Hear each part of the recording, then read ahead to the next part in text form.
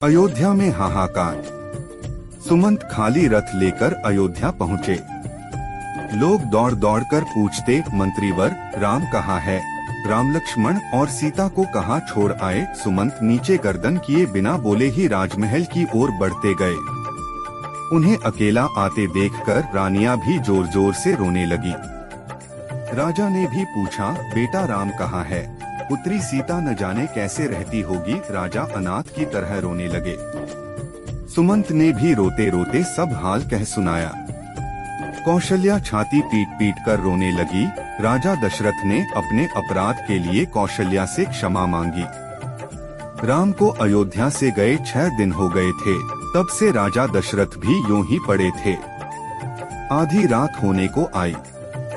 तब उनका श्रवण कुमार के पिता द्वारा दिए गए शाप की याद आई। उन्होंने कौशल्या से कहा, एक बात मैंने तुमको अब तक नहीं बताई, आज बताता हूँ। हमारे तुम्हारे विवाह के पहले की घटना है।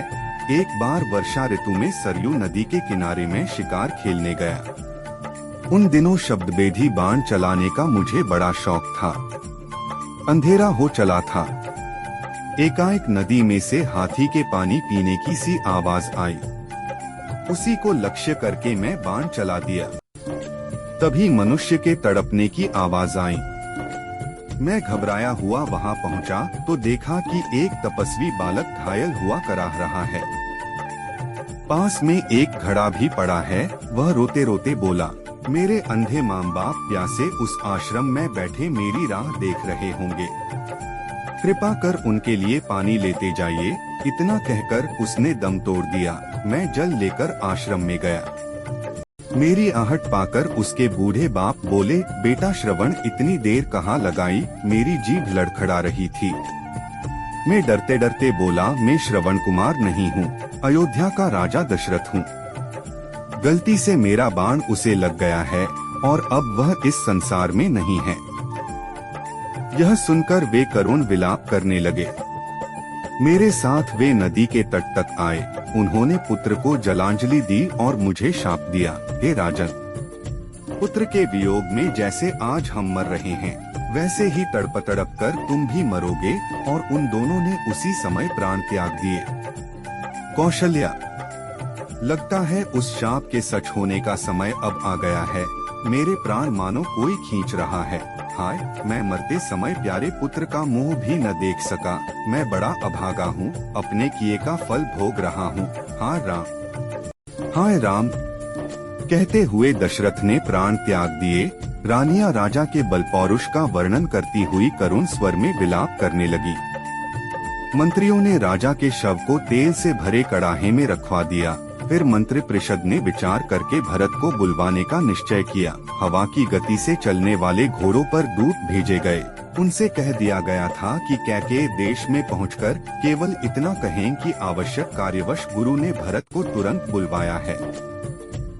ननिहाल में भरत का मन उचट रहा था। तरह तरह की बातें उनके मन में उठती थीं। जैसे ही उनको दूत का संदेश मिला, वे नाना मामा से विदा लेकर शत्रुघ्न के साथ अयोध्या को चल पड़े। नदी पर्वत लांघते हुए 8वें दिन वे अयोध्या आ पहुँचे। नगर में चारों ओर सन्नाटा था। बाजार बंद थे।